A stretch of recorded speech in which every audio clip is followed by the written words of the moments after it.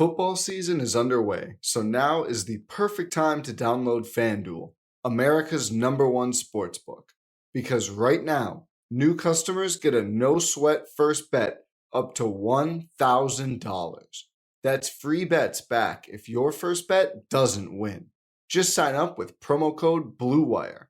FanDuel is great because it has all of your favorite bets, from the money line to point spreads to player props. The app is safe, secure, and easy to use, and you get your winnings paid fast. So sign up today with promo code BLUEWIRE for your no-sweat first bet. Make every moment more this season with FanDuel, the official sportsbook partner of the NFL. 21 plus in select states. First online real money wager only. Refund issued as non-withdrawable free bets that expire in 14 days. Restrictions apply. See terms at sportsbook.fanduel.com. Gambling problem? Call 1-800-GAMBLER or visit fanduel.com/RG in Colorado, Iowa, Michigan, New Jersey, Pennsylvania, Illinois, or Virginia. 1-800-NEXT-STEP or text NEXT-STEP to 53342 in Arizona. 1-888-789-7777 or visit ccpg.org/chat in Connecticut. 1-800-9-WITH-IT in Indiana. 1-800-522-4700 or visit KS Gambling Help in Kansas. 1-877-770-STOP in Louisiana. 1-877-8-HOPE-NY or text HOPE-NY 467-369 in New York. The Tennessee Red Line, 1-800-889-9789 in Tennessee, 1-800-522-4700 in Wyoming, or visit www.1800gambler.net in West Virginia.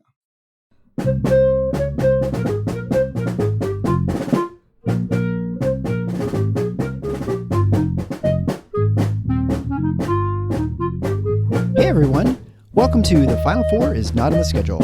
I'm your host Eric, alongside with expert analyst Rod. Thanks for joining us on the best MSU basketball podcast featuring an in-depth recruiting, game matchup, and post-game analysis. We dive deep to give you the best tools to enjoy the Spartans and impress your friends and family. Hey everybody, it's Eric alongside Rod. We're here for our Maryland preview, where Maryland Terrapins visit the Michigan State Spartans at the Breslin Center on Tuesday.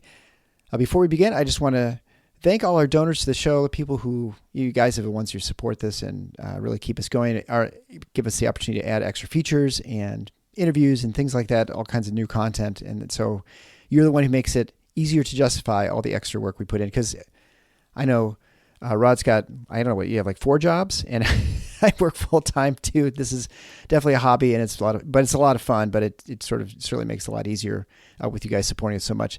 So I want to thank those of you on Patreon, those who support us monthly, especially those at the Cleves level: Jason Yeager, Brian O'Donnell, Chad Hickey, and those at the Draymond Green level: Michael Bosnick, Jim L., Dan Rankin, Adam Walzak, Doug Robinson, and James Benton. And all of you who support us on the Scott Skiles level too. You guys are great and amazing. I really appreciate it a ton. If you want to support the show, there are plenty of opportunities. You can do one-time gifts via PayPal or Venmo, or you can do the monthly through Patreon. You can find that at patreon.com/TFF-INOTSMSU, or the easier thing is just going to our support page at thefinalfoursontheschedule.com/support. Another great way to support the show is to support our sponsor, Nudge Printing. I always, when I'm taking care of patients, I'm always asking them, what they do and sort of how they got into various businesses. I find it very fascinating because you meet someone who has a tool and die shop and you wonder how they got into it, or make zippers or something, things that everyday sort of things you don't think about, sort of how it gets, to whatever product you're using.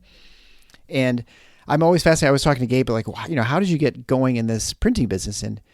And he and his wife both had full-time jobs. He and Brittany, they're MSU alums. And he said, well, they liked t-shirts a lot, but he always liked fatheads, and he was looking to buy some fatheads, and he couldn't find the one he wanted. And so he went to a company with the design. They said, well, we can make 10.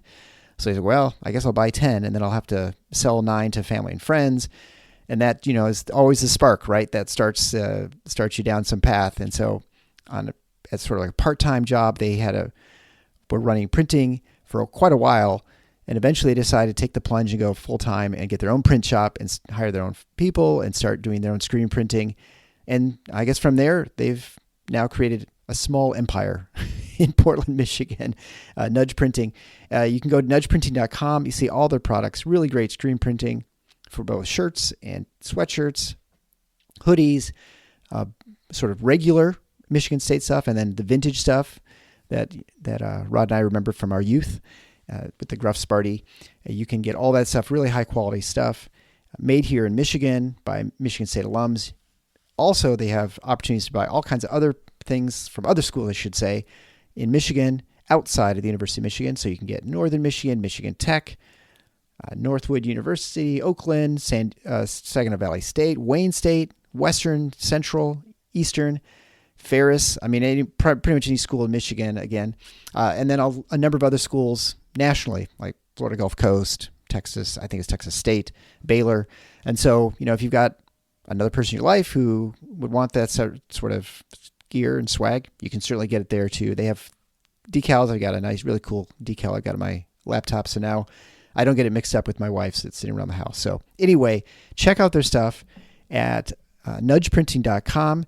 You can get 20% off as a listener for this show if you enter the code Final4 into the coupon code at checkout. Also, you can get a $5 coupon, or gift card for Nudge Printing if you take a screenshot of a review you leave for this show on your podcast player of choice.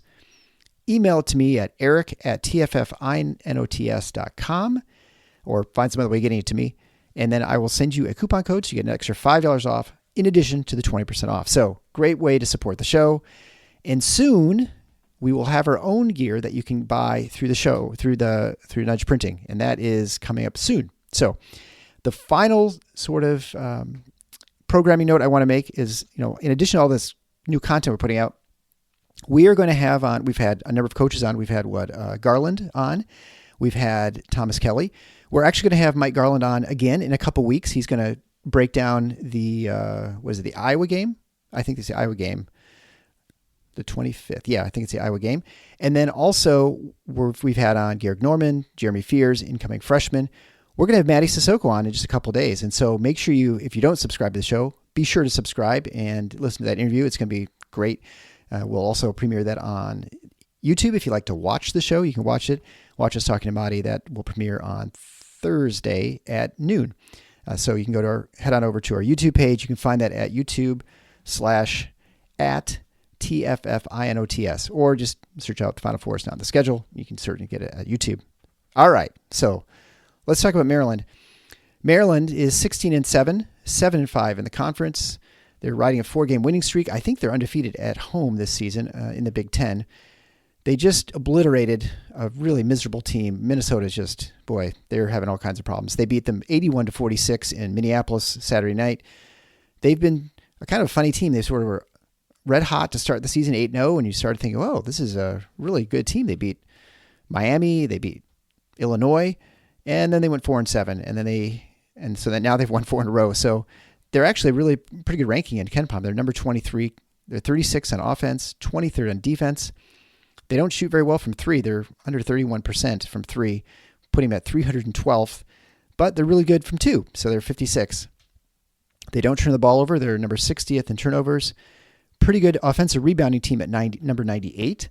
Get to the line quite a bit at number 86, which is, I guess, low for Maryland historically under Turgeon, but still a little better than average, obviously. They shoot okay when they're there. They're about a little under 74%.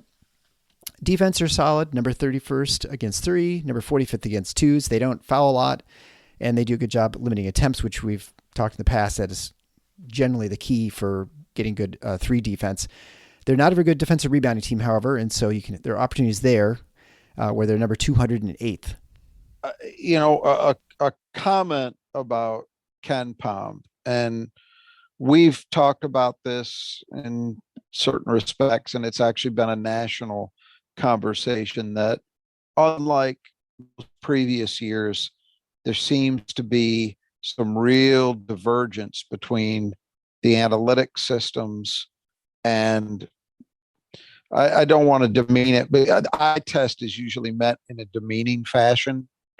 But right, let's say there's been more of a divorce between what the metric systems are telling us and what the general sense is. around how good a team is or isn't. So I'm going to give you an example related to Maryland of where I think the problem is lying with Ken Pom right now.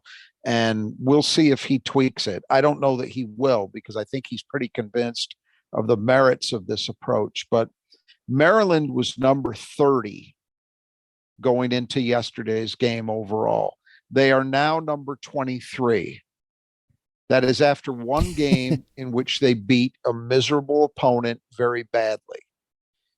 So what that's telling me is that margin of victory is a bigger factor than I think has generally been realized. And I don't know if I haven't done enough of a deep dive, nor have I seen anybody else do it, although I have seen people suggest this is the problem.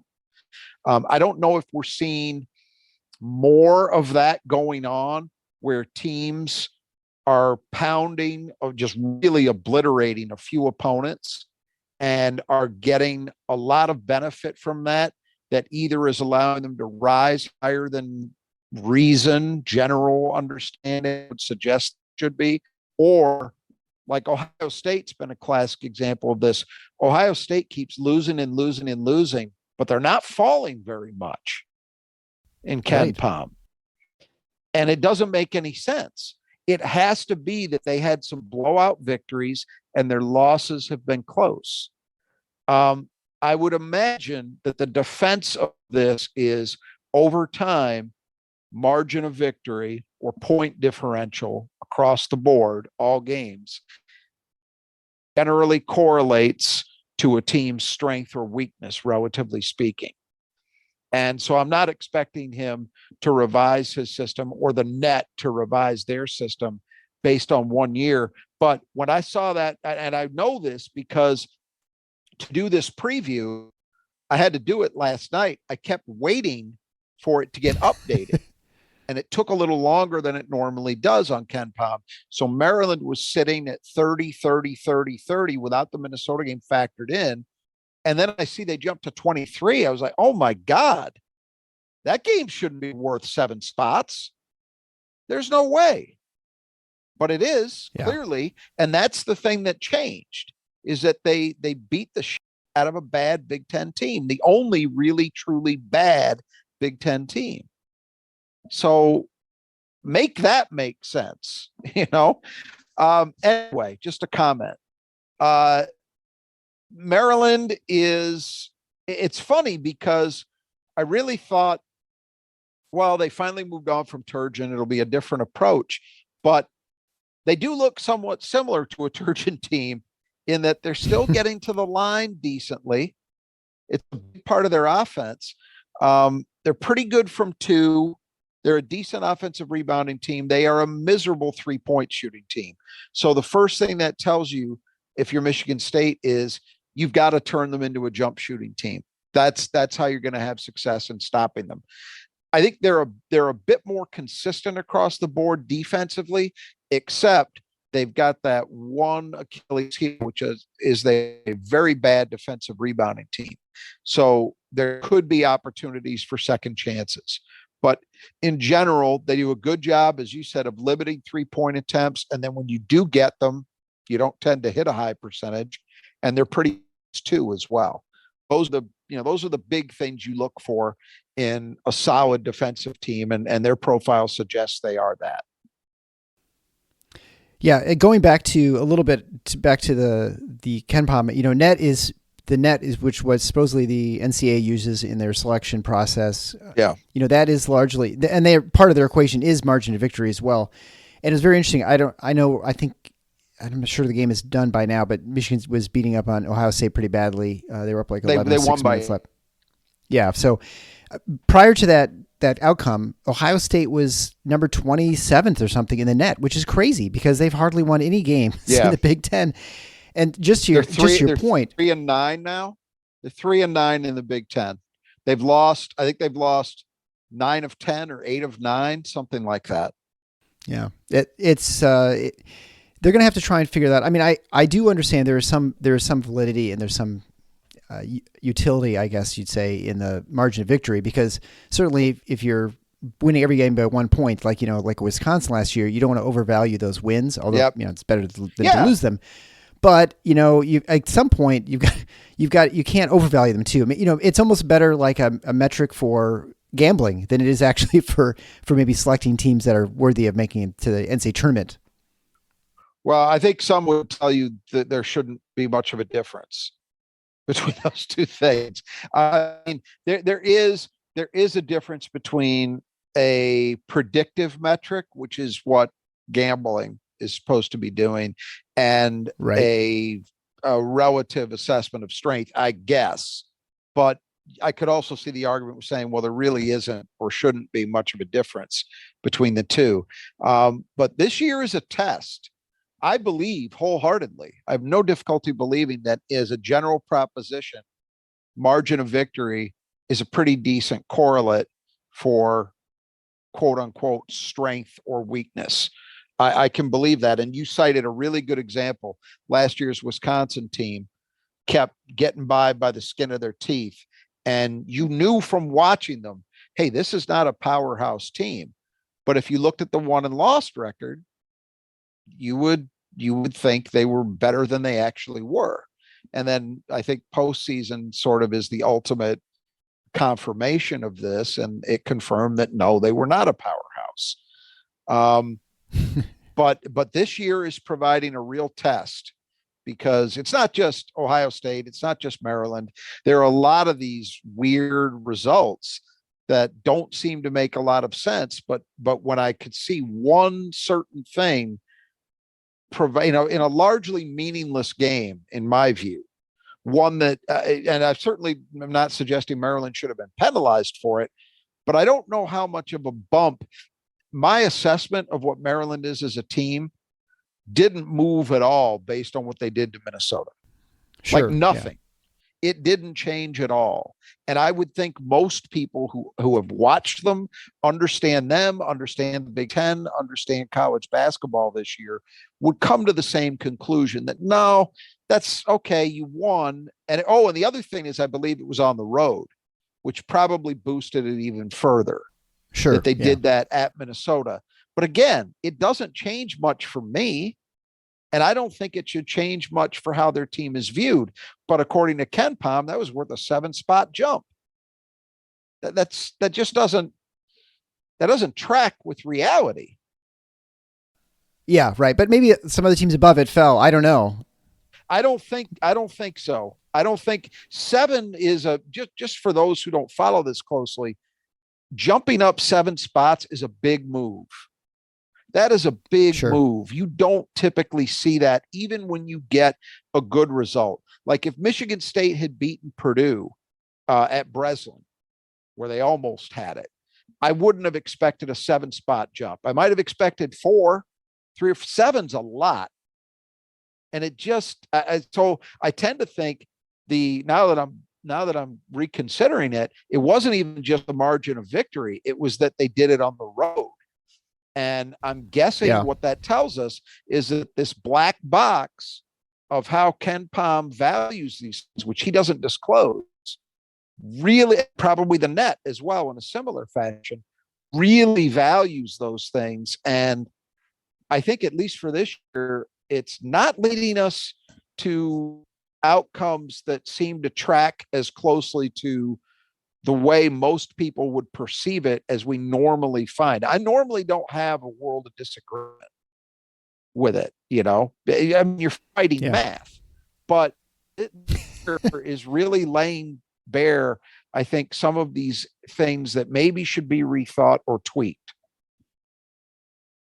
Because it's like, and Ohio State is the opposite, as you said, where they keep losing and they're not falling. Yeah, that makes no sense.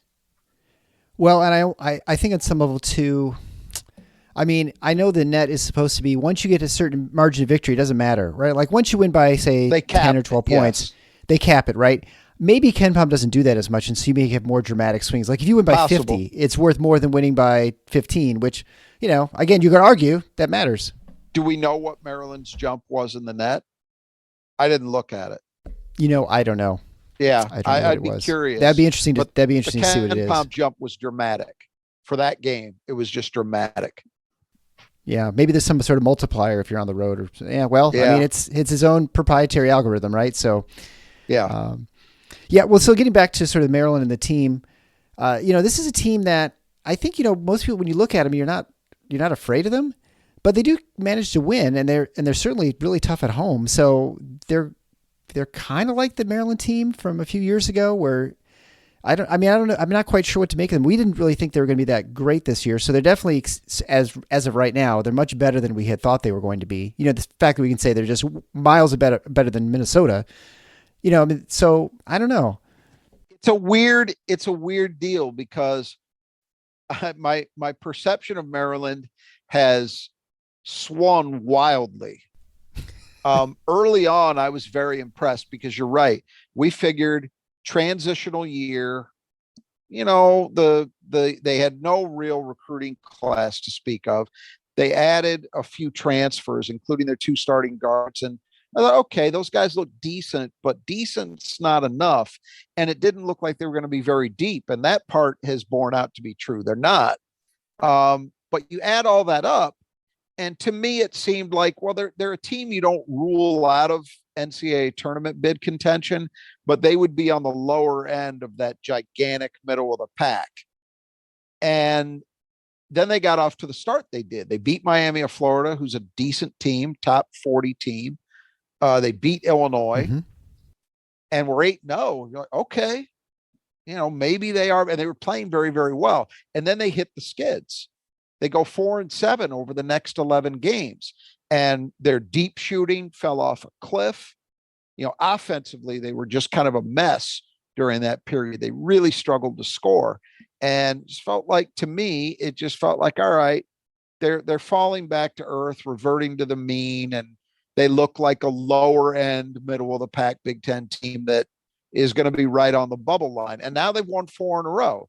And despite my going on about only beating Minnesota, they've obviously beaten other teams too. They beat Indiana during this run, so they've played better again. I still don't know fully what to make of them. There are some things that defensively, I think they've been pretty consistent. Offensively, it's when they are forced into shooting jumpers, it's ugly. I mean, they are a bad shooting team. Even their good players, even their point guard, Jameer Young, who's been a really good player, he can't shoot. So if you can turn them, if you keep them away from the basket, out of the lane, off the free throw line, they struggle to score. But when they can do those other things, they get by, so it's a decent team, a solid team, but I still don't know if I'm convinced as to what the real Maryland is. And I don't know that I'm going to have a real feeling on that until we get to the end, because, they're on a run right now. But look, if you tell me they lose 4 out of their next 5, that's not going to shock me either. And I haven't even looked at their schedule. It's the nature of the Big Ten, and it's the nature of this team in particular. I just feel like there's not enough offensive consistency to allow them to say, well, they've arrived at a certain elevated level and that's where they're going to stay. I'm not ready to buy that yet. Yeah, I mean, if you look at the Big Ten, what a mess. I mean, how many teams? Almost the entire league is between 7 and 5 and 6 5 and 6. 7. Yeah. I mean, it's crazy. Pretty crazy. I mean, Michigan State's a game behind Maryland, and they're going to be soon 2 games. Is it 2 games back from Michigan? But I don't think either of those teams are probably better. Michigan's 7 and 5. They'll be 7 and 5. Okay, so it'll be what, game back from Michigan as well. I mean, everybody's going to 7 and 5. Purdue, of course, lost. And just to interestingly, Zach Edey scored 33 points and 18 rebounds against the great Trace Jackson Davis. So maybe he wouldn't have been the difference in preventing Michigan State from stopping Edey. Maybe Edey's really good, Rod. I'm not sure. That maybe you can't. Yeah, it's just that's the thing. I mean, the thing that we missed on in our preseason preview was that one team would elevate above everybody else, and that it would be Purdue. We didn't call that. But everything else, I feel we nailed. that there just isn't much difference. And it's hard to distinguish between these teams because they get on, it's everybody's ebbing and flowing constantly in different directions at different points in the season. So right now, Maryland's been on a roll. Michigan State's been struggling. That tells you nothing about what's going to happen on Tuesday night. No, yeah, because you look at the teams Michigan State's been playing and where they've been playing, and so it's that, and it's you can turn you could start doing some things better than you had been doing. We see a lot of that. If Maryland, I haven't looked at the numbers over this 4-game win streak, but if they've been shooting the three better, well, that would be an area that's improved. And, these things can happen for short periods of time, but this is why what we said at the season's outset, and I think has been borne out, is so important. Most of the teams in the Big Ten have certain strengths. There aren't many teams that are coming in and you just say, boy, they just don't do anything well. But everybody has significant flaws. Everybody. Purdue being the kind of exception, but I would say even with them, their deep shooting is far from a strength. So that's what happens when you have teams that have significant flaws, is you're going to find it tough to find a level of consistency. Not to be hyperbolic or alarm bells, this is a game that Michigan State needs to get right, and they need to win this game because I would agree with that. I think bubble talk. Yeah, I think we both think that this team is better than their record suggests, but I guess in some ways you are your record too. So this is a team that can go on a little bit of run, but I think we're due for one. We just this feels like that February, we're just kind of getting things ramped up. But the Rutgers game was there, right? I don't know. They are not on the bubble right now, but you start losing home games, you get there. Right. I would agree with you. Nothing's if they lose this game, it doesn't mean that they're not going to the tournament, but you start putting yourself under a lot more pressure. You need to take care of the games that are at Breslin. You need to win the winnable games. If Michigan State, here's what I will say. If Michigan State wins all 4 of their remaining home games and they only win one road game, let's say they only win the game at Nebraska, they lose at Ohio State, they lose at Michigan, they lose at Iowa. If they go 5-3 the rest of the way, they're in no problem. They'd be 11-9. They're in no problem. But you got to win the home games. You start losing home games, then you're putting pressure on yourself. Now, I don't think 5-3 should be the goal. Every one of these remaining games is winnable, and should be a game Michigan State should feel like they can go and win. But will they do it? Well, as we're going to talk about, there's some things that have got to get better in a hurry, and no better time to start it than Tuesday night. Yeah, some home cooking may be exactly what they need, and so. Yeah, well, I guess let's go through the starters in Maryland and to kind of get things going here.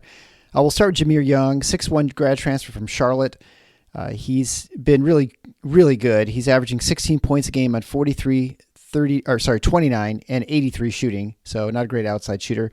Pulls down 5 rebounds a game, leads the team with 71 assists, but he does have 52 turnovers, averages almost 5 free throws a game. And I was watching The Journey actually that Big Ten show, and they had him. They featured him, and he actually played 5 minutes from Maryland at I think DeMatha Catholic School. Yep. with Hunter Dickinson was his teammate. So that's right. But anyway, he's been a very good addition to the team this season. Yeah, and he's the first DeMatha kid Maryland's had in I forget how long, a long time. That is significant because Maryland for a long time struggled to get kids from the DMV, meaning the DC, Maryland, Virginia area, which is, if those of you who know and follow this stuff, is a talent-rich area of the country. And the feeling has long been that Maryland did not take advantage at all of its proximity to Washington, D.C. in particular, that they historically, and I mean going back to Lefty Driesell, that they historically struggled to get kids out of DC. They generally did okay in Baltimore, but not in DC. And so it's been a long time since they've had a DeMatha kid, and DeMatha has been a powerhouse high school basketball program for 60 years. I mean, going back to the early 60s, if I remember correctly, I think I've got this right.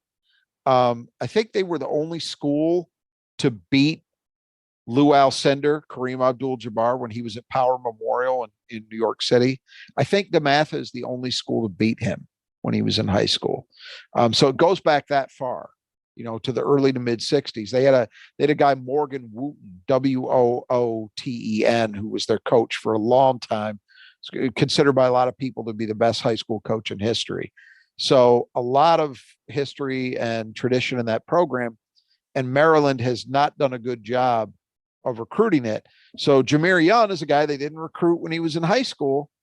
They got a second chance with him transferring back, and they needed him, and he's made the most of it. Maryland's really been kind of adrift at point guard. That their situation has sort of mirrored Michigan State's. Anthony Cowan was the same class as Cassius Winston. And he wasn't as good as Cassius Winston, but he was a very good player. And since he left, the 2 years previous, it's been kind of an adventure. If you remember, they had Eric Ayala. That didn't really work. Then they brought in, I'm drawing a blank in his name, the transfer from Rhode Island, who was kind of erratic. They haven't been able to solve it.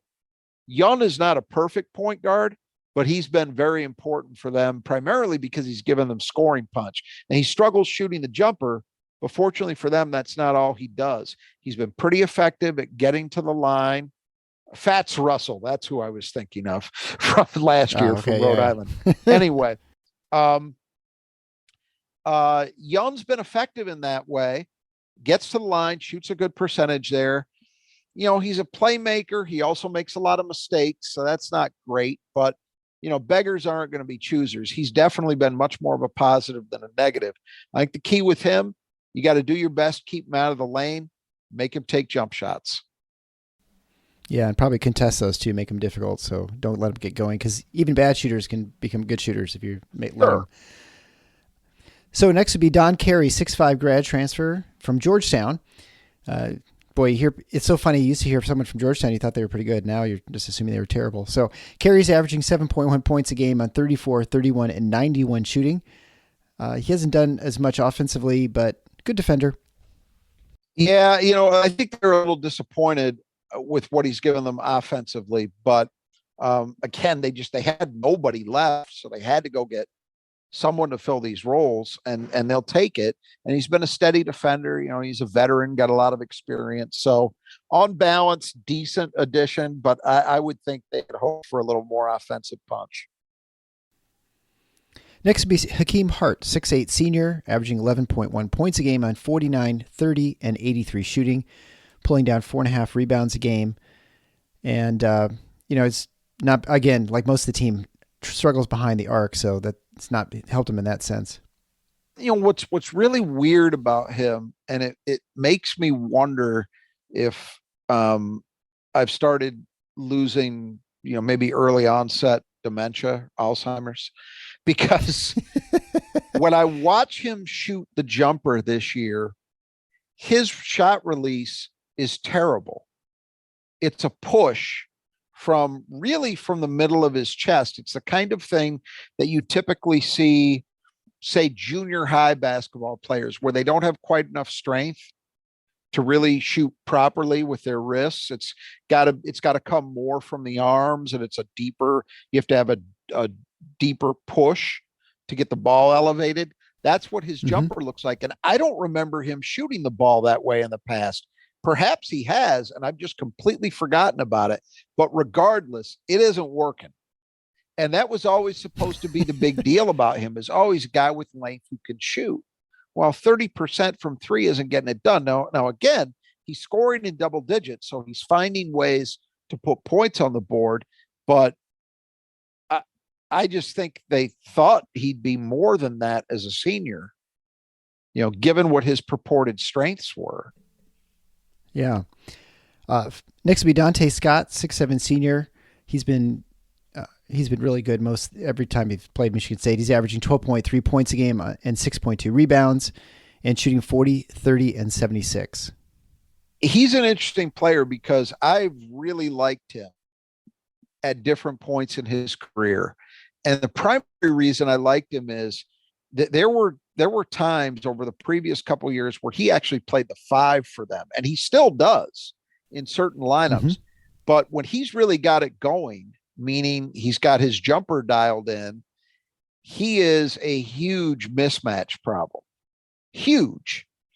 Because he can pass, he can take you off the dribble, and at different times in his career, he could shoot. I didn't look it up, but I'm pretty sure he had a year he was a plus 40% 3-point shooter. Well, that's in the rearview mirror. This year has kind of mirrored Maryland's season overall. He said he'd lost a lot of weight, so he looks really good. He's in good condition. And at times this year, I thought he was looking outstanding, like the best I've ever seen him play. And then at other times, he's kind of disappeared and gotten back into some of the inconsistency that plagued him last year. So he's a good player, no doubt about that. But he's one of these guys that I find myself looking at him and saying, man, he should be doing more, because this guy's got a lot of skills, and yet he's got some measurables that when combined with his skill set should make him a very difficult player to match up with. And I feel like he's just coming up a little bit short of what he could be. Finally, Julian Reese, 6'10" sophomore, averaging 10.6 points a game and 6.5 rebounds a game, shooting 66% from the floor, but a dreadful 51% from the line. Yeah, the foul line is a problem, but otherwise, I think he's on track. I was really impressed with him last year as a freshman.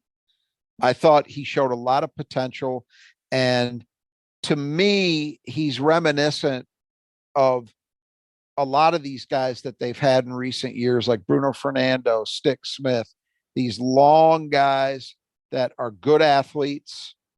The difference between him and some of those other guys is he doesn't yet have his game developed much at all away from the basket. He hasn't taken a 3 yet this year. I think if he can add a little bit of a threat away from the rim, he'll be really dangerous. But still, he's made strides. There's no doubt about that. Been a good rebounder, decent interior defender, and he can score around the rim efficiently. So good player, but I think there's even more ceiling for him to reach. Well, then move on to the reserves. Ian Martinez, 6'3" junior, transferred from Utah, averaging a little under 6 points a game on 44, 40, and 76 shooting. So he can actually hit something from outside, unlike most of the team. Yeah, just not high volume, but when he takes threes, he's been effective. And they need that production anywhere they can get it. He really struggled shooting the ball last year, which was his first season after transferring over from Utah. So I'm sure they're happy to see him find a little more of an equilibrium offensively. Next would be Jahari Long, 6'5", transfer from Seton Hall, averaging 2.9 points a game in 12 minutes on 44, 48, and 56 shooting. Same deal, but even more so. He followed Willard from Seton Hall, so he's obviously a guy Kevin Willard likes. He's been very productive as a shooter, but that's in extremely low volume. Well, it has to be, right? I mean, 48, averaging less than 3 a game. It's interesting that you shoot 48% from 3 and 56 from the line, but probably low volume in both. It usually goes the other way, right? Free throw shooting shows up before 3-point shooting, but which maybe leads you to perhaps distrust the 3 percentage a little bit, especially on low volume. But yeah, he's been a help. He understands what his coach wants, because he's played under him more than longer than anybody else has on the roster. And again, pretty decent defensively, but they don't ask these guys to play a ton of minutes. I mean, really, Martinez is the one perimeter guy who plays much. Next would be Patrick Emilian, 6'7" grad transfer, who's played at St. Francis, at Western Michigan, and now he's at his third stint. He's a primary post backup. He's averaging a little under 3 points a game and 3.3 rebounds a game in 17 minutes, shooting 50%, 0, so over 4 from 3, and 70% from the line. Yeah, they needed someone, and they got him in the portal, and he's been a godsend in the sense that he's actually been playable. He doesn't produce a whole hell of a lot, but they just needed somebody in case of foul trouble. Fortunately, Maryland doesn't commit a lot of fouls, but in case of foul trouble and just to give guys a blow, he's emerged. So he's been good enough. Yeah, and then finally, Noah Batchelor, 6'6" freshman wing, averaging 1.9 points a game and 1.4 rebounds a game in 9 minutes, shooting 28, 26, and 58. Yeah, they were very happy to get him late. I mentioned they didn't have much of a recruiting class. Batchelor was really it. Willard has since turned it up, by the way. He's got a pretty good class already signed free. So that will be changing, but it was just the timing of him getting the job that made it tough. But they hoped Batchelor could help, and he's helped a little bit, but he's, as judging by those numbers, he really struggled to translate as a shooter early on, and that's what thought he could actually do. Not all that unusual. It happens to guys, and perhaps he'll be a jump next year, but for his first season, it's been a struggle shooting the ball for her. Well, the thing that jumps out on you, and just looking at their lineup, they are small in the sense that Julie Reese is 6'10". They don't have anyone to back him up who's, I guess they got Hart who's 6'8", but Dante Scott's 6'7", Patrick Emilian 6'7". So, when Reese is not in the game, if you had some post presence, that may be a place to get some work done. Yeah, but the thing is, they're not a great shot blocking team, but they're okay in terms of rim protection, and they've been pretty good defending the two.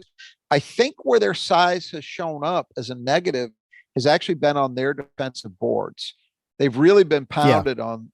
Other teams have pounded the offensive glass against them. It hasn't shown up as much defensively, but you're right.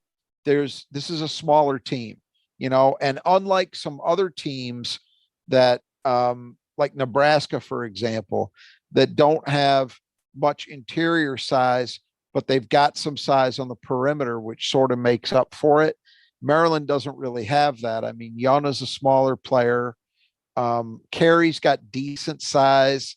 Hart's tall, but it's not like they're big. Well, we don't have any 6'10" or up guys, but everybody's 6'6" and above. It's not that kind of deal. So yeah, they do get small. Scott, even though he's only 6'7", he's always played bigger than that. So that helps a little bit. But honestly, beyond Scott, if it were to be a situation where Scott and Reese were both in trouble, which has not happened to them much at all this year, then you got an issue if you're Maryland. Why don't we go to the 5 keys of the game after a brief message? Okay, our 5 keys to the game brought to you by Nudge Printing. You can find it at nudgeprinting.com. So number 1, threes. We saw this and we felt it intensely against Rutgers. Michigan State needs threes to be productive and needs it for the scoring on offense. Generally shoot much better at home, so hopefully that works its way out and they can get some of those jumpers that are open that they've had the last couple of games. They just have not been dropping. Road games, and that's always part of the deal. You don't expect to shoot well at West Lafayette. I've seen it happen many times. Madison Square Garden, whatever. Sometimes it happens. They got to get back on track though. It's critical for Michigan State offensively. And I would also say at the other end, you really can't afford Maryland to hit a hot streak. They're a bad shooting team and you need to keep them there. And maybe just as importantly, you want to force them into having to take a lot of them more than they want to. So it's both ways. Michigan State has to have a decisive edge from 3. Yeah, you want to at least force them to take bad threes, right? That's the key. That's shot clock running down and find a way to get off a decent amount of attempts on offense and hit a decent amount. Don't need 45% as a team, but it's got to be, I would say, if Michigan is anything below a moderate volume, say mid to high teens, and at least in the mid 30s in terms of a percentage, that's probably not good enough. So number 2 key of the game, AJ Hoggard. he has not been playing really great recently. Maybe looked like he was turning around a little bit against Purdue, but then just unable to really run the offense, which is so critical for Tom Izzo offense, especially recently. And to sort of throw, gas on the fire there, his backup Holloman has been hit the freshman wall as well. And so you can't even go to his backup and hope to get any consistency there either. Yeah. I think somebody was talking about how, MSU can't sit Hoggard the way they did in segments of the Rutgers game. And my response to that was, yeah, they had, I hear you. There's no better option, but you also can't play AJ the minutes that they've been playing him if he's playing the way that he is. So I don't know what else you do. You have to do something to get through to him. Izzo in his post game seemed to suggest that he feels AJ is getting tired, and he went further than that, I think, in suggesting that he has let his conditioning lapse, and that because of that, he's not able to play the kind of minutes they were playing him earlier, that Izzo may have to think about trying to dial his minutes back a little bit. And Hoggard was asked about it and insisted, no, that's not true. So if you want to read into that there's some message sending going on, feel free. I would not disagree with you. All I know is this: AJ Hoggard, that has played for Michigan State for the past couple of weeks, not nearly what they need. It's that simple. He was not good against Rutgers, and he has been mostly not good for about 2 weeks or so running over the course of 4 or 5 games now. That can't happen the rest of the way. He is so important to this team unlocking its potential as an all-around player, but especially as the guy who's the fulcrum of the offense. He is the hub around which everything else flows, And yesterday, he was making bad reads, bad decisions, and was not putting enough pressure on the defense. Well, consequently, Michigan State struggles offensively. It's as simple as that. So whatever it's going to take to get him back to being the guy he was earlier in the season, that's what needs to happen. And if it doesn't, Michigan's going to continue to struggle. It's that simple. It's so funny because 3 weeks ago, he was looking so good, and you're like, wow, if he just gets a little bit better, this team is going to go, you can see all sorts of things happen. And then it's just kind of like hitting a wall and kind of going backwards. I don't know. He's not their best player. I mean, I'm not certain who is. I would probably lean toward Tyson Walker at this point. I think Tyson Walker's been their most consistent presence at both ends. And Jaden Akins is the guy with the highest ceiling still. And if somebody wanted to throw Joey Hauser's name into the ring, I wouldn't argue with that either. But AJ Hoggard's always been their most important guy. That's never been up for debate in my mind. And it's been laid bare the last few weeks how important he is. When he is not playing well, is not doing the things they need him to do, you see it very clearly. So something's got to give. Well, the number 3 key to the game is defending without fouling. Not exactly the same team as they were under Turgeon, but they have a little bit of the same trend where they like to get to the line quite a bit to get some scoring done. You can't put this team on the line a bunch. Now, you hope that at home you'd have a chance of holding that down a little bit, but we've seen that theory shot to shit on occasion this year. So they got to somehow, they can't let Maryland live on the line because, again, if you keep this team off the foul line, they're going to have trouble scoring enough. I mean, they just will. I do not count on them hitting a bunch of threes. They Scott and Reese can score a little bit in the post, but this isn't a team where you would expect them to just wear you out. There's no Zach Edey, TJD here. If you keep them off the foul line, you're going to have a pretty good chance of holding them into a range to be able to take the game. You should be able to beat them. So number 4 key to the game, the boards. Maryland is decent on the offensive glass, pretty terrible defensively. Michigan State has been very good defensively. And I'd say okay, especially of late. They've been a little bit better, especially with Malik Hall back better on the offense. So, maybe he could get some work done. Yeah, they've been bad over the course of the season offensively. There's no argument with that. It's clear. Yeah. But they have been better lately. To do the job they did against Rutgers, for example, on the offensive boards was pretty impressive. It's strength against strength and weakness against weakness. And so if either team can get an advantage, like if MSU can hold Maryland down on their offensive glass, but do some work on Michigan State's offensive end, that could be a big edge. And finally, number 5, transition, which I guess sort of goes back to AJ a little bit, but can Michigan State get some stuff going? They got a little bit of stuff going against Rutgers. A few times their offense looked okay, especially the end of that first half. Can you get a little bit more of that and maybe get some easy buckets and get things going early? It's important for reasons. First is an obvious one. If you can steal some easy baskets, then you're not going against what's a pretty good half-court defense, But the second thing is probably even bigger. Maryland is a team with a short bench.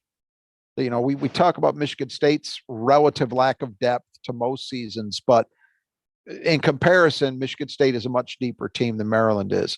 So the more energy you can take out of them, you can deplete or tank of gas, the better off you're going to be at winning time. And that's where, like, for example, in the Rutgers game, that didn't happen. Michigan State ran pretty well early, not enough to really have it show up late. It would be nice to see that happen in this game. One of the staples of the Michigan State transition game is the 5, the rim running right down, down the middle. Haven't seen that much this year. Mady Sissoko seems like the kind of guy who could do that, but we haven't seen much of that. Do you think is it him not releasing in time? Is he because he's the one getting the rebound and so he's passing? I'm just trying to figure out why that's not happening, because it seems like that'd be the one way to get him going and I think it's getting all him an ability to score. It's only been there sporadically, but you're right. They haven't gotten enough, not nearly enough. But then how insistent has Michigan State been in terms of looking to push pace? I think you're right in that they're not getting enough help at times from other guys on the boards to allow Mady in particular to be free to run rim to rim, But it would be something that would be nice to see show up more often. So Michigan State is a 1-point favorite per KenPom, which means that on a neutral court, Maryland would be favored. I guess is a game that, again, Michigan State needs this. They need to get going again. They need to start feeling good about themselves before they head on the road. And they've got very winnable games coming up, but you got to start winning in some of these games that I think you need to win, right? And this would be a great play time to start against a quality team. Maryland's. They're no slouch, and like about every team you face, they're going to beat you if you don't play well. You got to start finding some level of confidence too before it starts really slipping away. You keep losing games, it's easy to spiral. Look, I saw, going back to Hoggard, the body language, the demonstrative, motions toward teammates, not good. That tends to spiral. So high time for a win. And it would be even better if it was an impressive one. Just a quick programming note. We do have an Ask Me Anything coming up because you guys are so awesome. We want to do an Ask Me Anything. So send your questions along. You can give them to me at eric@tffinots.com.